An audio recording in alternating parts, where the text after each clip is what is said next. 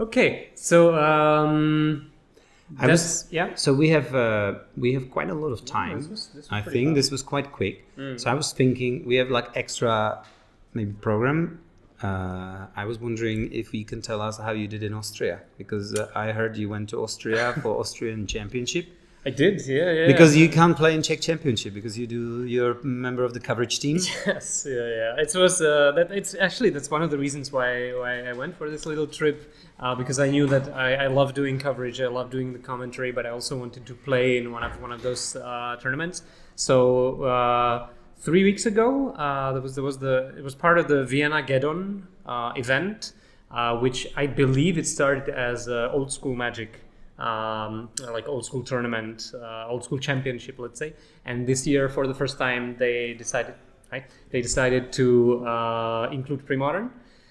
And yeah, it was pretty awesome. Vienna is a city that I always like coming back to.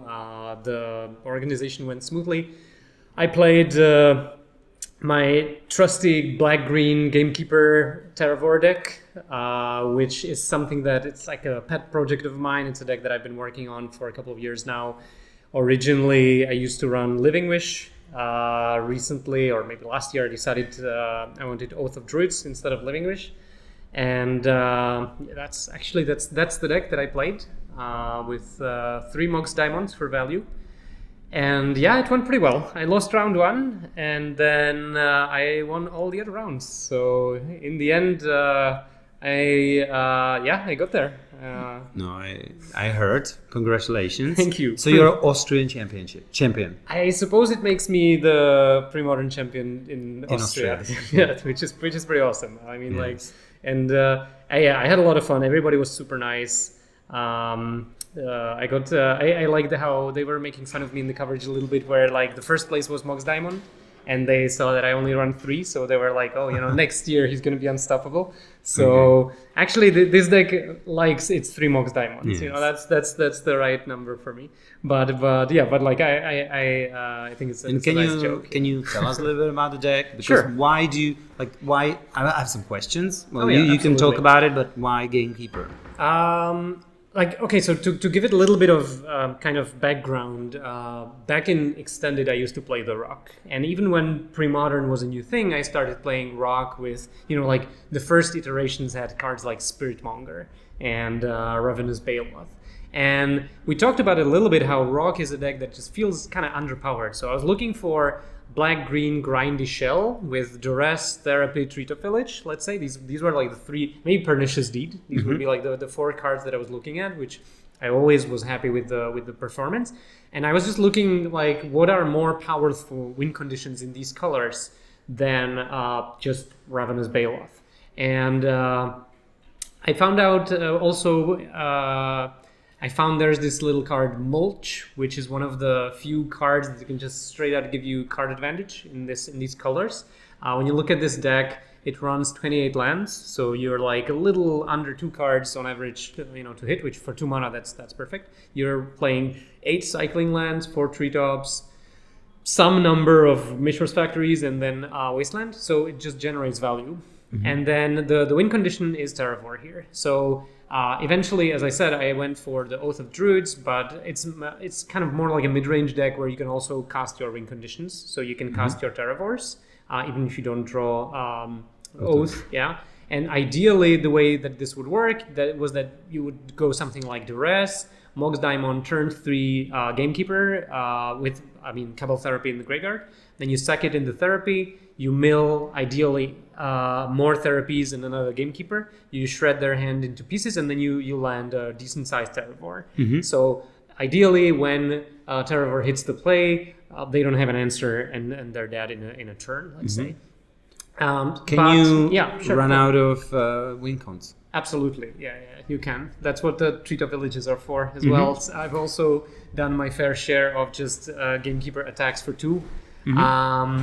And yeah, this it's a bit of a, like, you spin the wheel. Sometimes you just flip a 0/0 Terravor. Sometimes you deck yourself. So the deck has definitely some variance. In Vienna, everything went my way, I would say. But it's a lot of fun to play. There's originally the deck with Living Wish had more Call of the Herd as kind of like a backup. Here, when we were running Oath of Druids, I figured I needed to cut something. And so Call of the Herd doesn't really work that well with Oath of Druids, but like sometimes you mill yourself, you need that extra elephant. And I gotta say, like, I was super happy with Call of the Herd. Maybe I would go up to 2 again. The removal suite is there so that you can also kill your own gamekeeper. So you have Innocent Blood, you have Chainer's Edict. Sometimes you mill that Chainer's Edict as well with like Mulch, and it's an extra late game spell. There's also one Phyrexian Tower, which you can sack the Gamekeeper for. It's a deck that has basically 2 modes, like grindy mid-range mode, and then sometimes you just go off. And it can do both of those things. Yeah, it's very, very cool.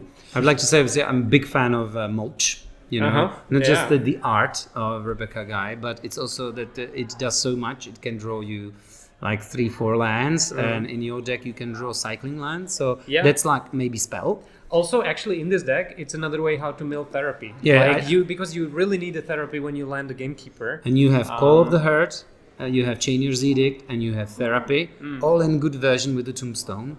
So that's that's drawing cards. So maybe you get 2 lands, but you mill Therapy. So you got three cards basically of it. Right. So it looks very very nice. There are some kind of like nombos like Pernicious Deed Mox Diamond, Pernicious Deed Call of the Herd, but honestly you don't really mind that much. Like Pernicious Deed gets you out of some tight spots. I think one question here is how many colorless lands to play. The Mishra's Factory is there for like when your plan A doesn't work, you have a backup, and it's another live hit for Mulch. But colored mana can be an issue, especially since you want to mostly cycle your cycling lands. So that's one thing that I'm not absolutely sure. There's also Phyrexian Tower. There is. Yeah. So it's 7 colorless. So that's. And I think it's ambitious, and but 8 it's doable. tap lands. Well, I mean, it depends on whether you're planning to cycle your cycling lands or not. Like, there's like 12 tapped lands if you count all 8 cycling lands. But more often than not, you're going to end up cycling them. And also, like, when you have Mox Diamond and you have too many lands that come into play tapped, you can discard something. I only see 4 cycling lands. So there should be 4 green cycling lands and 4 black cycling lands. Okay, so we don't see the 4... Maybe we don't have them here. Maybe that's a mistake. So there are 4 green cycling lands missing from this picture. Yes, right. I think this is 56 cards. It should be 60. So that's what we're missing. Okay, so I didn't see that. So 12. Okay. Yeah. For the sideboard, there's the Phantom Nishoba for decks that try to attack your graveyard. So that, for example, they're trying to catch your Terravor with a Tormund script. So instead of that, you just flip Nishoba against burn decks, against aggressive decks. It's generally better than the Terravor. A card that I think it might be a bit controversial, but I like it a lot is Infest. I like it a lot against goblins, and for a couple of reasons. One, they will side in their naturalizes against you. I mean, you're a black deck. You're supposed to have Engineer Plague. You have Oath of Druids. You have Mox Diamonds. So this one, it kind of dodges that. So you can get hit by a Goblin Lackey, and you can still sweep the board. It doesn't kill your Call of the Herd elephants, but it kills your Gamekeepers, which is what you want. So that card was really good for me that whole day against goblins mostly. And then I last minute wanted to switch to Carpet of Flowers, 2 copies, but I only decided on Saturday, and I didn't have with me. I didn't have them with me. So if I was to play it again, I would probably cut 1 naturalize. Maybe the Compost is just too I have it in my maybe board for the Highlander sideboard as well. When it's good, it's really good. Compost, yeah. Yes. And there's been a bit of an uptick in those pit rag decks with the green. I'm just imagining it having it against you when you mill with your Oath of Druids. I just draw my casual 6 cards. Yeah, that could happen. Yeah. Even if you blow up Pernicious Deed to kill it,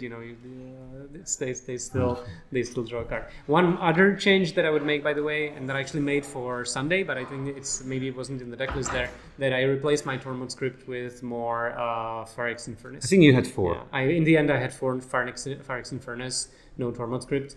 because I think that like even like Tormod script is necessary against fast combo decks, but you have 8 discard spells and Mox Diamonds, so you should be able to like even the the Phyrex Infernus should still keep up with fast combo decks.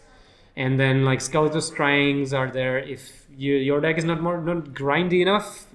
You add some extra grind to win those late games, and this is the list. Yeah, I think it's super cool. Another deck you can try.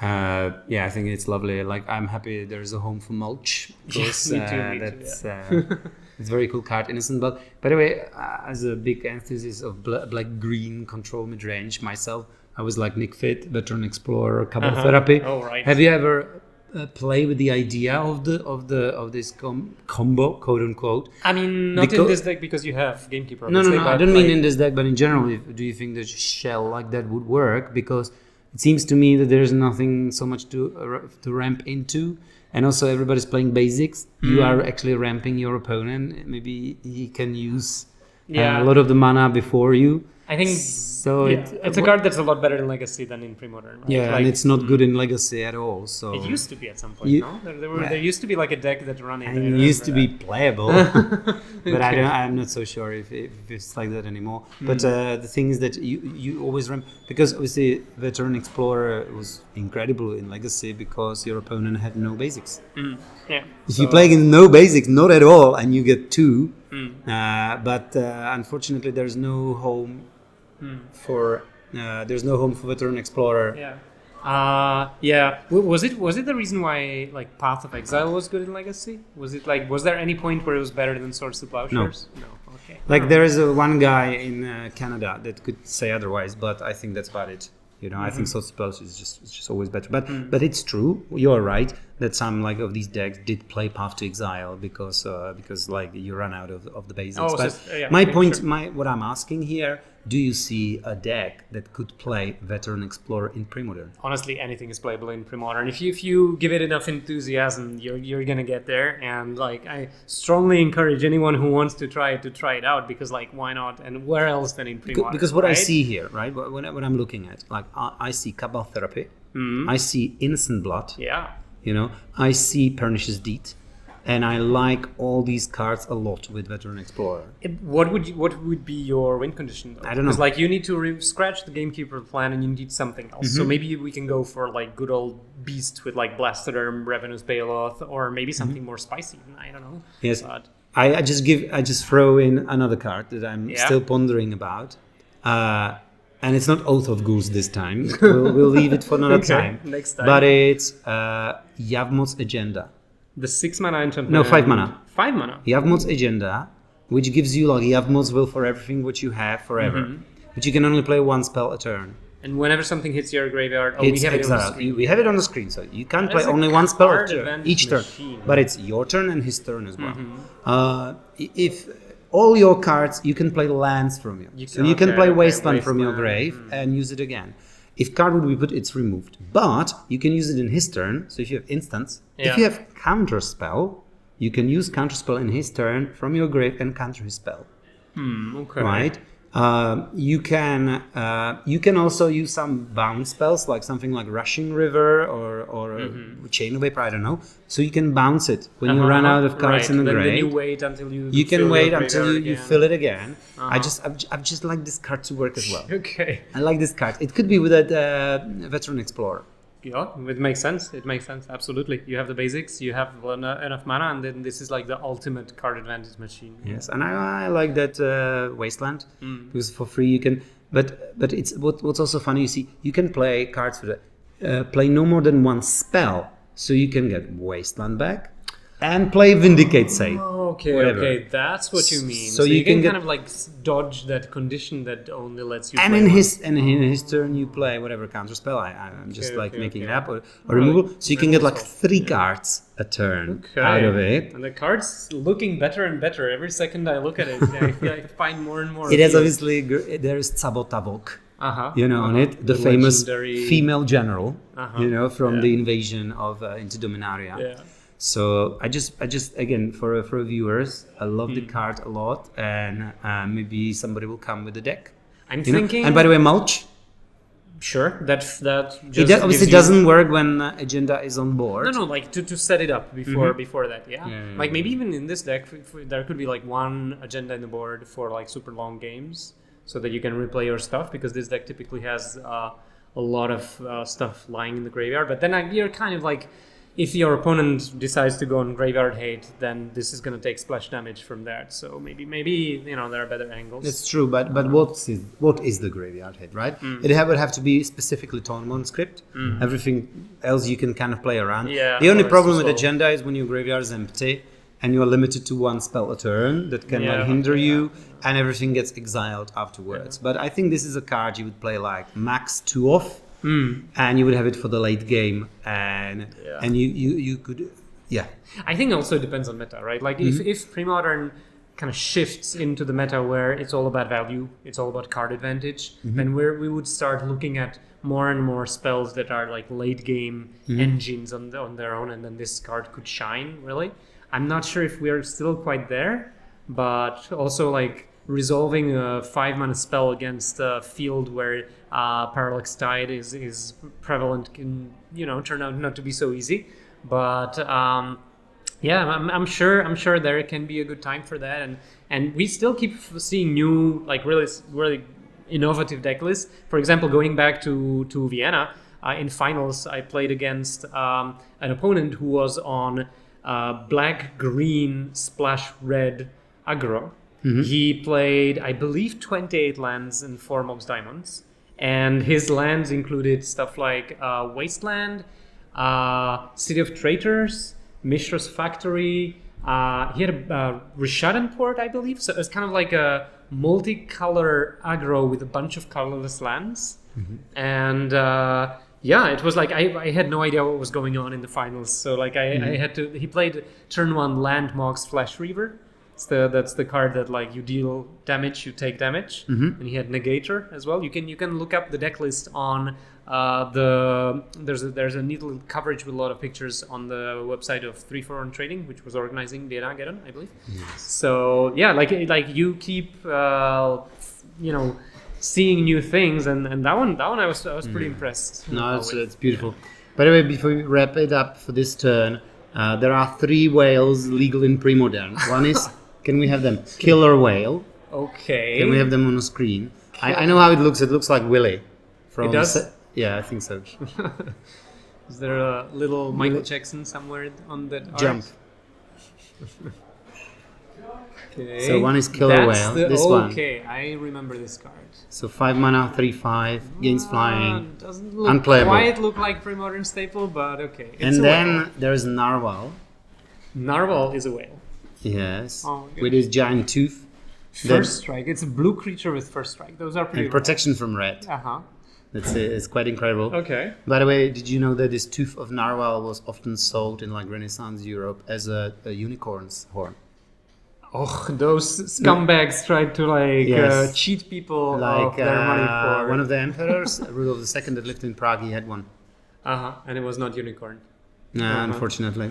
Okay. I did not know that, and that's for me that's like interesting fact of the day for today. Yes, so far. and if you Jules Verne, like 20,000 miles under the sea. So they think it's a giant narwhal that like impales these ships and sinks them, but it's the submarine of Captain Nemo. Okay. So it's just like some trivia. It comes to my mind when it comes to narwhal. But now we have to wrap it up. Yeah, this is the second whale. The third one, obviously, is our friend Great Whale that we've already talked about. So you can build whale tribal.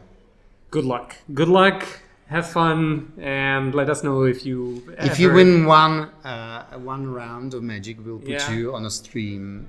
We'll put you in as our feature match at round 2.